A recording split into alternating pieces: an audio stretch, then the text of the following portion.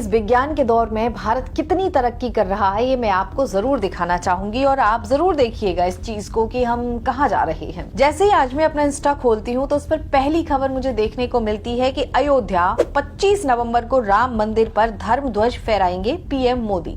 इससे पहले मुझे स्क्रॉल करते वक्त एक और खबर मिली थी कि जो हमारे राम जी हैं जिनका अभी अभी स्थापना की गई है पीएम मोदी के द्वारा, तो ठंड के मौसम में उन्हें ठंड लगने की वजह से अब गर्म कपड़े पहनाए जाएंगे, काजू बादाम खिलाए जाएंगे। ये खबर भी मैं पहले देख चुकी थी, बट इसको इग्नोर करके फिर एक और बार स्क्रॉल किया तो मुझे ये वाली खबर मिली कि भाई धर्म ध्वज जैसा भी कुछ चल रहा है। धर्म ध्वज की खूबियां भी बताई गई हैं। इस विज्ञान के दौर में धर्म ध्वज में देखिए कितनी खूबियां हैं। राम मंदिर में फहराया जाने वाला ध्वज 22 फीट लंबा, 11 फीट चौड़ा, कारीगरों ने पैराशूट फैब्रिक से तैयार किया है। वाटरप्रूफ, फायर प्रूफ और तेज हवाओं का सामना करने में ये धर्म ध्वज सक्षम होगा। अभी और रुकिए थोड़ा सा। ये चमकदार केसरिया रंग का है, सूर्यदेव इस पर विराजमान है, ओम भी बना हुआ है, साथ ही कोवीदार वृक्ष भी इस ध्वज पर सजा हुआ है। यानी कि एक ध्वज की सजावट की बातें चल रही हैं। 25 दिन का इसे बनाने में समय लगा। 3 परत वाले कपड़े से बना, हर चीज इसमें स्वदेशी यूज की गई है, पूरी तरह से हाथों से बनाया गया है। तो ये खबर थी हमारी कि रामलला को किस तरीके से अब धर्म ध्वज चढ़ाया जा रहा है। इससे पहले की खबर में आपको बता चुकी थी कि वो अब ड्राई फ्रूट्स का सेवन करने लगे हैं क्योंकि ठंड आ गई है।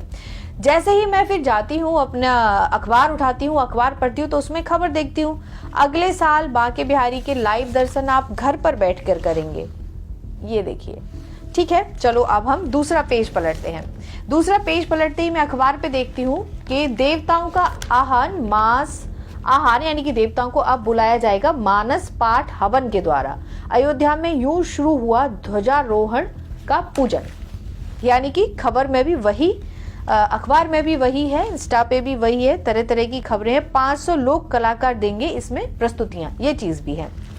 तो इंस्टा खोला तो वही चीज हमने अपना देखा कि किस तरीके से हम विज्ञान में तरक्की कर रहे हैं, ध्वजारोहण बना रहे हैं। फिर मैंने अखबार खोला तो अखबार में यही देखा कि हम ध्वजारोहण बना रहे हैं, विज्ञान में हम तरक्की कर रहे हैं। फिर मैंने देखा कि चलो अब हम थोड़ा सा देखते हैं कि दूसरे देश क्या कर रहे हैं।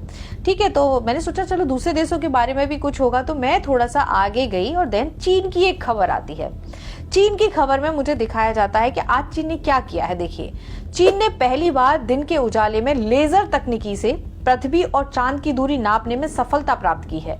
यह विज्ञान के क्षेत्र में क्रांतिकारी उपलब्धि है। दूसरी तरफ मैं सोचती हूँ जरा थोड़ा सा देखते हैं कि अमेरिका क्या कर रहा है। तो अमेरिका में ममदानी है और जो ट्रंप है वो साथ में खड़े होके एक दो प्रेस कॉन्फ्रेंस में जवाब दे रहे हैं और ममदानी ट्रंप को उनके मुंह पर फांसीवादी बोल रही है। ट्रंप को कोई दिक्कत नहीं है, ममदानी के लिए भी उनसे सवाल पूछे जा रहे हैं, ममदानी से भी, ट्रंप से भी ममदानी के लिए सवाल पूछे जा रहे हैं। ममदानी को भी कोई समस्या नहीं है और मीडिया बिकाऊ नहीं है, बिल्कुल जायज सवाल पूछ रहा है। लेकिन वहीं दूसरी तरफ मैंने जरा मीडिया की तरफ नजर घुमाई। मैंने कहा चलो मीडिया की तरफ देखते हैं कि क्या हो रहा है। तो मीडिया में मुझे अक्षय कुमार पूछते हुए मिलते हैं फडणवीस से कि आज आपने जो संतरा आपके यहाँ बहुत अच्छा होता है वो आपने चूस के खाया या फिर आपने काट के खाया। मुझे तो याद आया, ये तो मुझे कुछ सुना सुना सा लग रहा है। फिर मैंने एक और थोड़ा इंटरव्यू देखा तो अक्षय कुमार फिर नरेंद्र मोदी जी से पूछ रहे हैं कि जो आपने आम आप खाते हो वो आम आप चूस के खाते हो या फिर आप काट के खाते हो।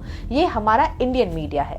तो आपने देखा कि जो हमारा भारतीय मीडिया है वो किस तरीके की रिपोर्टिंग कर रहा है और विज्ञान के दौर में हम किस तरीके से ध्वजारोहण फहरा फहरा के अपने विज्ञान का सर्वनाश कर रहे हैं। तो ये चल रहा है भारत में, इसीलिए हम सब भारतीयों को नया अमृत काल मुबारक हो। इस सब के जिम्मेदार हम सभी हैं और किसी से मुझे कोई गिला शिकवा है नहीं।